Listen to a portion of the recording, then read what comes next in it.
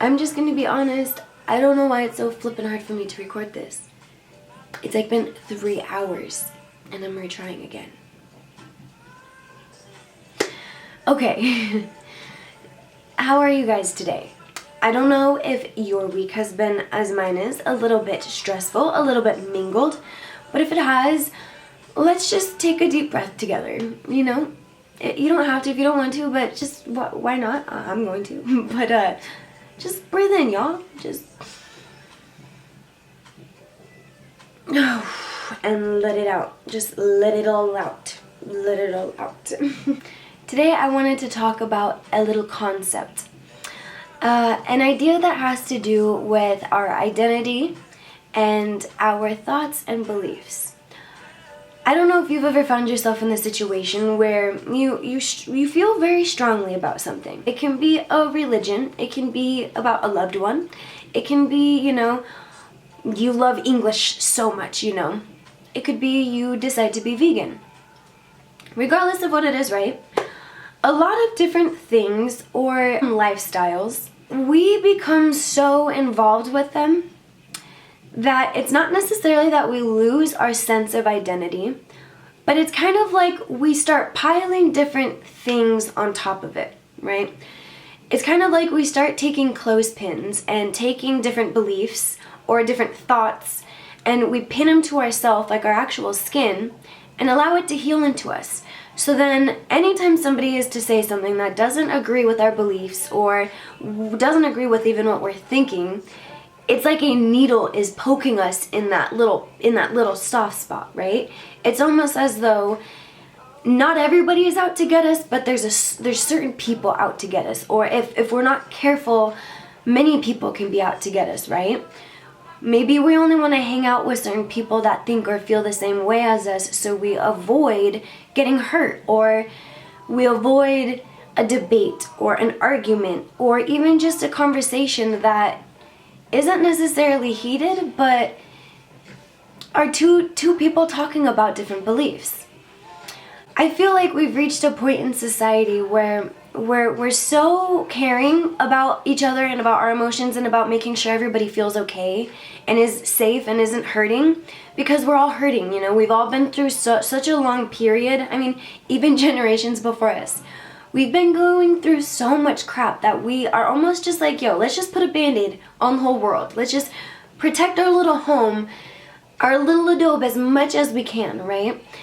And with that, like I said, our beliefs become so strong that anytime something just doesn't agree, we become an emotional wreck. We allow little things or just the one sentence, one word to trigger us to the point where we might have to take a step away from the situation.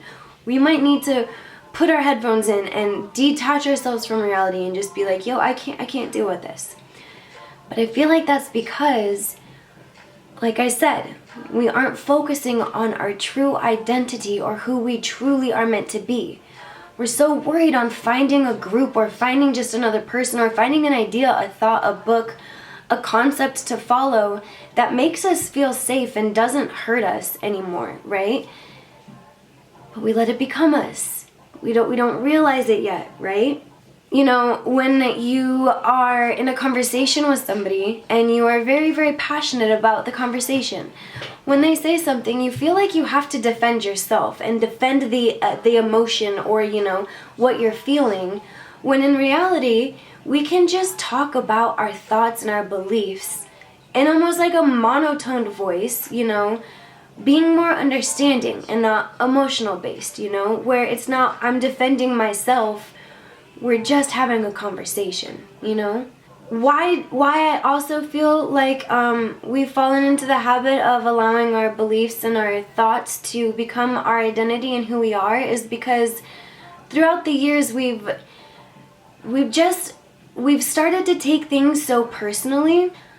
I feel like this is happening because of a big thing that happens in our mind. So there's the theory out there that we have an ego, right? And of course the idea, it makes sense. It obviously makes sense. The ego is the part of us that thrives off of conflict, you know, whether it be good or bad. It can be even through sports. Say we have such a big ego and we're so confident that we could do whatever we want, right? But regardless, it's an extreme of sort, right? To sum it up kind of quickly, when we allow the child ego or the parent ego to stand forefront instead of, the person that we've been building ourselves into, the innate person we are meant to be, the creative self, the unique self, the one that doesn't get too emotionally driven, right?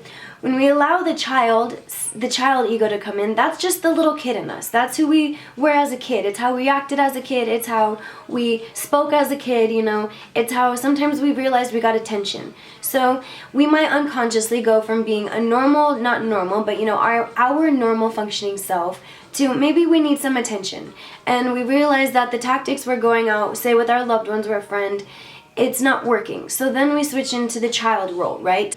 Or then there's sometimes when you go to class or you're in an argument and your parent role comes in. It's the way your parents used to speak to you or talk to you or tell you how things needed to be, right?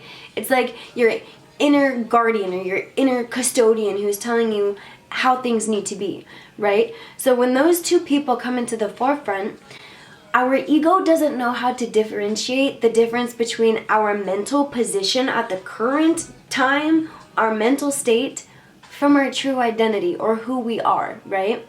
So when you let go with the identifications that you have in your mind, with the belief systems or with the ideas and the thoughts that you're really, really passionate about, you're able to become who you are beyond your mind. So like I said, our mind is kind of who controls us, our reactions, our emotions, how we think, how we feel, everything. If we don't put our ego at ease, the one that realizes sometimes we're causing conflict without even realizing it, but blaming it on another person, that's kind of something that our ego does, is we'll nag and pick at somebody and tell them that we don't want you to do something, when in reality we do those things ourselves and we don't even realize it, So it's gaining that awareness of, am I acting out as a child right now, or am I acting out as though I'm above or superior to somebody? And it's that kind of catch in shifts of our identity that allows us to be like, yo, it's Sarah, you're realizing you're being a kid right now. Take a breath, you're fine, right? Right. Sometimes we break away from the personal ego, okay? But there's still that part of us that doesn't necessarily notice right away, but we're still yearning for some sort of belonging or being to where somebody agrees with us. So sometimes we release all of our negative energy, all of our emotions, all of our tendencies to switch into a child or an immature state, and say some of us choose to follow a path of religion, Buddhism, or maybe a path of enlightenment that somebody has written a book about. Well, what we don't realize is that sometimes we go from being in the self-ego to a collective ego. To where now, instead of you having yourself, your ego telling you negative things or how to live or how to be or how to react, you have a collective almost consciousness of ego telling you how to react. And what we don't realize is that there's still that need for conflict almost, if that makes sense. And even though it seems like the religion that we're following or the belief system that we're now following is so positive, if it still disagrees with other things or says you can't do certain things, if that makes sense. So for example, certain religions don't agree. You cannot be one religion and another. The belief systems do not agree with one another, right? Well, what you're not realizing is that you're still a part of a collective consciousness that's still thinking and perceiving and reacting and believing something that's outside of your true identity. Yes, it's something that you're choosing to follow, and it's something that is helping you along your journey, but it should be something that's assisting you in your finding of the self. Oh my God, that came out so weird. But it should be something that's helping you in discovering who you truly are, or the things you truly love and are passionate about. We just want to identify with something that feels right. But in that, we cannot lose our sense of identity. We still need to hang on to the notion that we're a unique being who can think for ourselves, fend for ourselves, also take care for ourselves. It's just the fact that if we all started trying to, instead of being in a collective ego of a religion or a belief system or a government system, and all tried to switch towards the idea of just gaining awareness that we're not following through with our true identities, or that we're role playing, or that we're being so emotionally driven that we're not even allowed to have a normal conversation, or that we're allowing topics that don't need to necessarily be talked about in a mass scale, if that makes sense. We could be talking about how to help clean the air as opposed to worrying about what we need to be called. And I know that is such a sensitive topic, but it's only become a sensitive topic because our belief systems and feelings behind it have become a part of ourselves. We've allowed ourselves to become so hurt by a simple name or noun or pronoun that it doesn't even allow us to think correctly anymore. It stops us in our train of thought. We could be focusing or having an amazing conversation, right? But the second somebody says something that we personally don't like, instead of just letting it go, whoa, we don't sleep at night. We don't forget about it for a week or two, right? I do this myself. If I'm called something, or even if, something is up with my brain and somebody comments about it, instead of me just letting go and understanding that I'm working on myself, I'm progressing and evolving, and it's okay. And if I understand that, that's what matters, Others will do their best to understand others, but we're all having a hard time understanding ourselves. So if we just learn to not be so personal with ourselves and not let our emotions control us. So for example, when we're having a conversation and we catch ourselves, our heart is starting to beat or our hands are getting sweaty, take a second. It doesn't mean that in the blink of an eye we need to be like, oh, whoopsie, I'm mature, I'm not going to let that faze me. No, it means it's okay to take a break, right? It's okay to take a step back. It's okay to also say, hey, I feel like I'm getting a little bit emotionally, uplifted. Is it okay if we just, take a breather? Or if, we aren't so personal with each other. Sometimes I feel like when we get into arguments, we start being personal as opposed to just sticking to the topic. And it's because our beliefs are so passionate. Our thoughts we're so passionate about. Who we believe we are, we feel so passionate about. When again, you guys, some of us don't even know who we are. Or we wake up feeling a completely different way. Or, then we fall back to thinking another way. But it's about allowing ourselves to gain the awareness that we don't have to be so emotional. We can carry empathy and sympathy and love without being emotionally driven or emotionally disturbed by everything. And with the government and with the media and with social media just pushing so many different forms, this huge spectrum of things, whether it be positive light, negative light, beautiful people, this, that, compare yourself. Holy moly, it's like, how do you escape it? It starts with our mind and understanding and seeing our triggers, seeing what causes us to start switching into, hey, I'm a little bit falling into comparing myself. I'm becoming a little bit saddened or depressed, or I feel like I'm a kid again. If we feel that and find it and find, different ways and different habits to help cope, we will, with time, as a whole, go from, being either single-minded thinkers to, oh, I'm this, I'm that, the world is against me, to then evolving past, oh, I'm a religious group and my beliefs are how it needs to be. If you don't believe in what I believe in, that's cool, but you won't be accepted.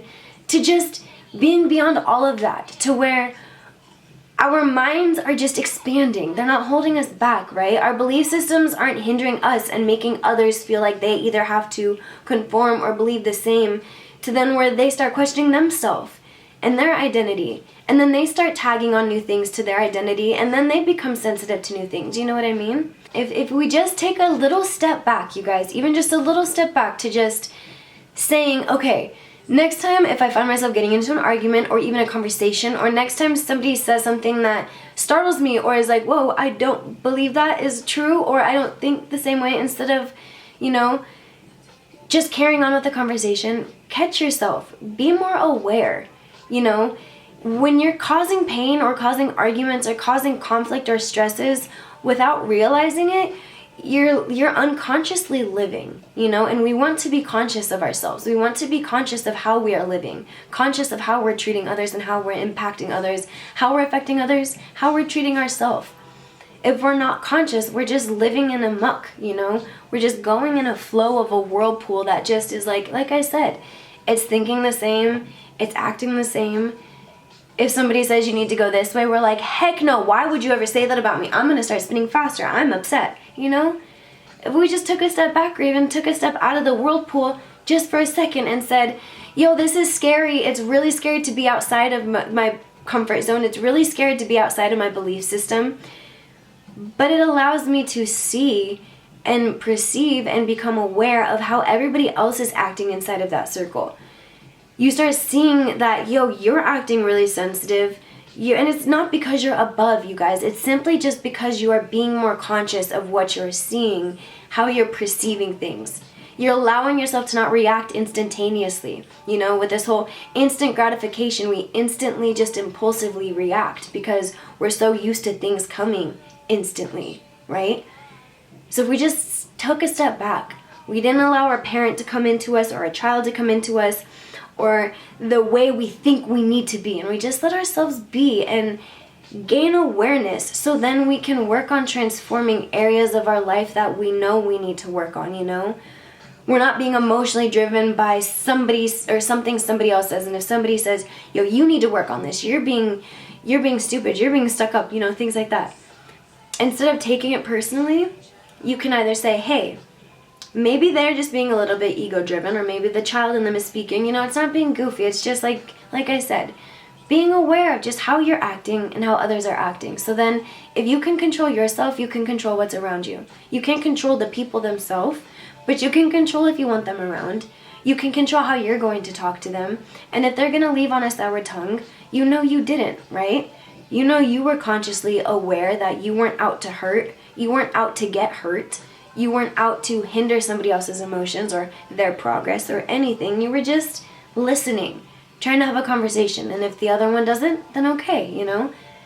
If what we're believing and what we're seeing is taking control of us, awareness is all that matters. Because you guys just imagine that, like a collective switch of awareness from, yo, we're all being a little bit too uptight, we're all being a little bit too personal, to just, let's all just relax. We're all humans and we can respect each other, right? What do you guys think? Well, those are my thoughts. I really hope this video came out okay. I don't know why. I think it might just be because I took a week off and was like cleaning and mingling, and my mind has been like emptying and gathering and this, that, and the other, and a mixture of emotions. Like, I just hope this video came out okay. And please let me know what you thought. If it was like anything was confusing, or if you disagreed with some things, let me know, you know? And yeah, look at this. Like, look. I grew this. It's a cucumber. And I've never seen something like this in the store. Look at that. It's just dripping, and it's so, oh my goodness. Have a blessed day, you guys.